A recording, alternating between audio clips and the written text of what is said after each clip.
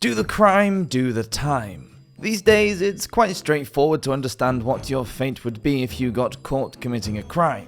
You'd be looking at time in prison, a fine, or community service. Back in the days of the Roman Empire though, it was a lot more complicated than that. It depended on who you were, where you stood in Roman society, who you knew, and what you'd done.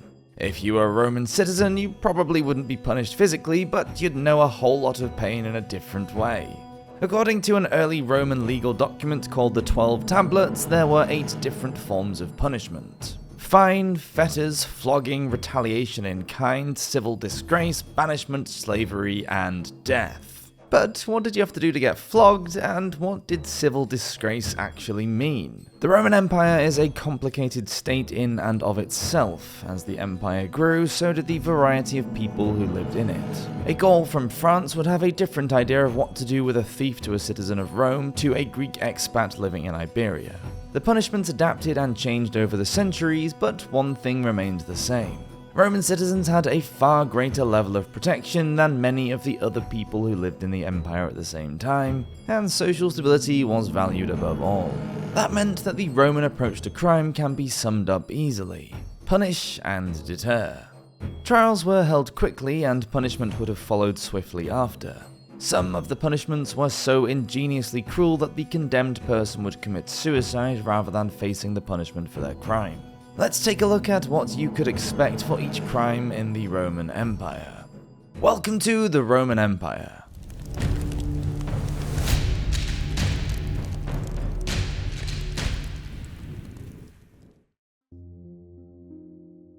Civil crimes. Theft.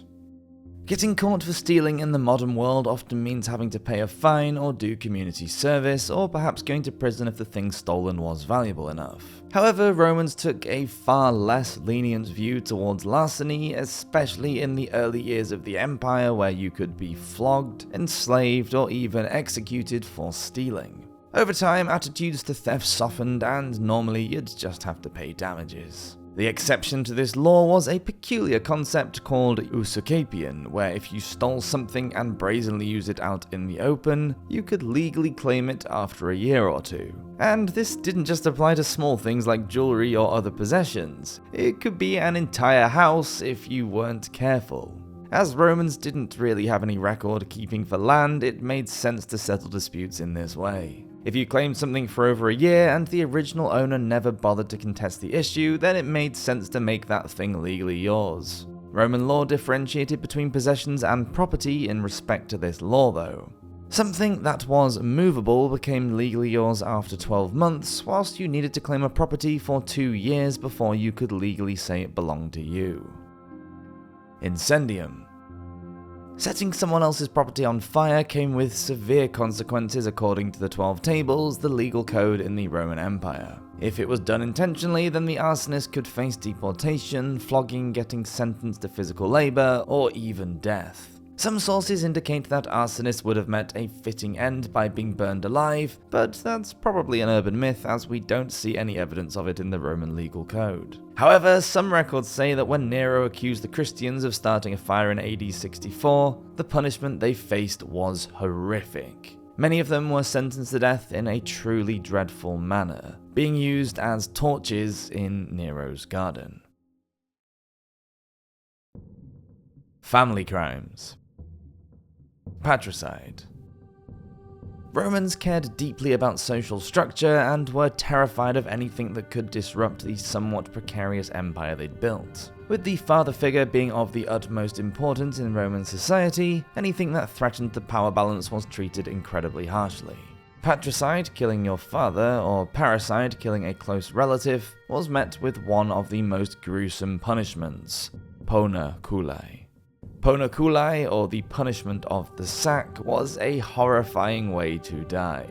While the sources sometimes disagree on the details, the general idea was that the person accused of killing their parents would be whipped before getting thrown in a large leather sack along with a rooster, a dog, and a snake.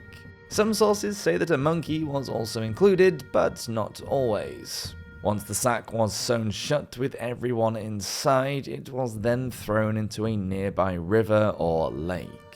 As the sack sank below the water, the frantic animals inside would attack the person before they started to suffocate. It doesn't seem that this was a common punishment since it required a lot of effort, but the threat of it would have been enough to put a lot of people off taking any sort of revenge on their family. Stuprum.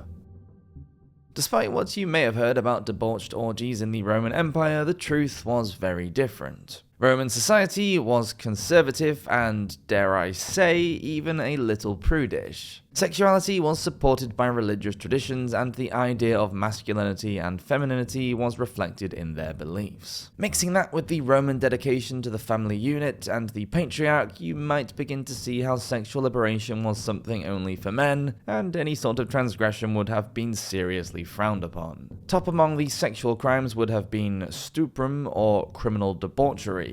In modern terms, that would cover adultery, rape, and incestum. Since adultery threatened the family unit, it was treated as a serious offense, and men often had plenty of power to deal with his cheating spouse. If a husband caught his wife in an affair, he was well within his rights to lock his wife and her lover up in a room, before calling the neighborhood to come and laugh at them and heap derision on the adulterous couple. Then the jilted husband had 3 days to come up with all the juicy gossip and declare it publicly before divorcing her. If he didn't divorce her, he could be charged with pimping, a crime that carried the punishment of exile and losing your property.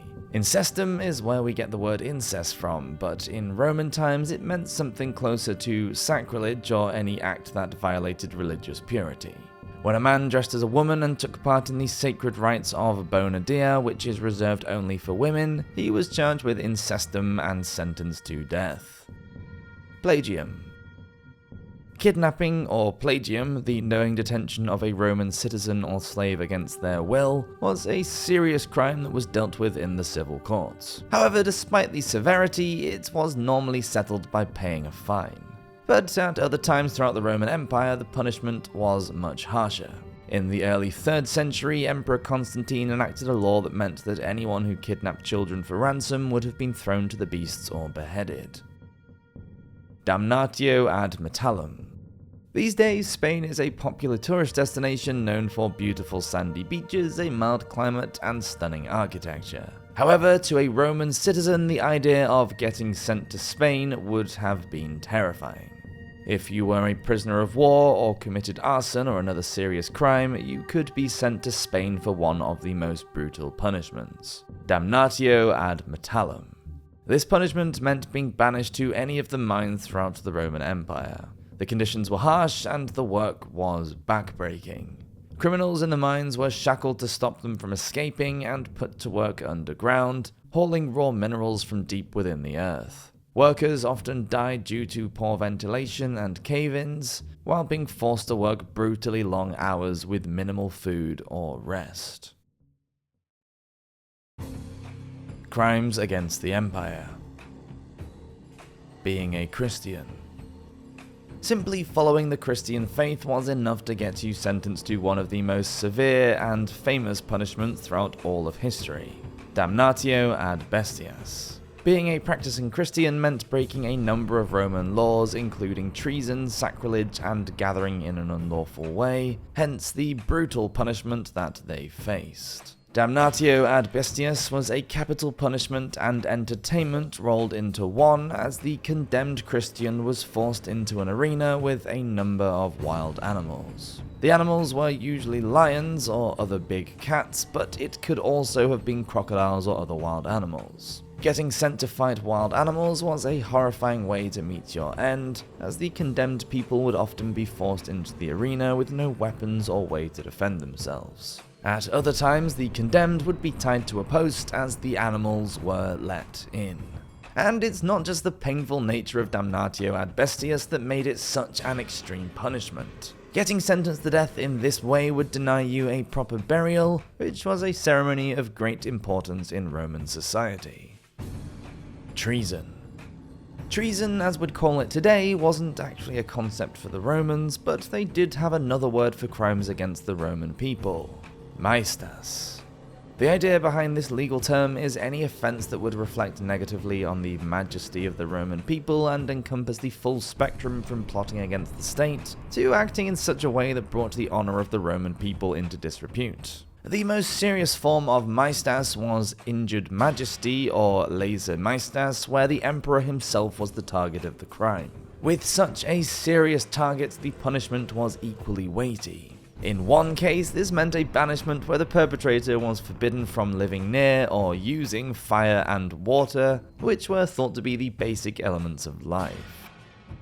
In reality, this would have been impossible to enforce and simply meant that the person was exiled from the Roman Empire. Exile was a harsh enough punishment in its own right, as Roman citizens had a lot of legal and social advantages and protection.